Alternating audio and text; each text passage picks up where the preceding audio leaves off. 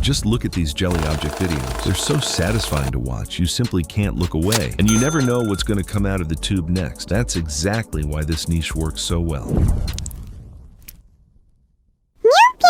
This creator already has over 75,000 followers, and their videos are getting massive views. Now watch what I created with AI in just a few seconds. Pretty amazing, right? Let me show you exactly how I made it. First, I've prepared a super detailed prompt for you. You'll find it in the description below. Simply copy the entire prompt, open ChatGPT, and paste it in. Once you've done that, click Generate. Within a few seconds, ChatGPT will give you 10 jelly object ideas to choose from. You'll get all kinds of ideas: animals, food, fruits, flowers, characters, and much more. Once you find your favorite one, simply select it. And just a few seconds later, ChatGPT automatically creates a complete, highly detailed video prompt that's ready to use. Now let's move on to creating the animation. Open Google Flow and switch to video mode. Configure everything exactly like I do. Set the aspect ratio to 9:16, perfect for TikTok, Instagram Reels, and YouTube Shorts. Personally, I'm going to generate 2 videos, each with a duration of 10 seconds. Once everything is set up, simply paste your prompt into Google Flow and hit Generate. After just a few moments, your video will be ready to watch. Let's watch the result together.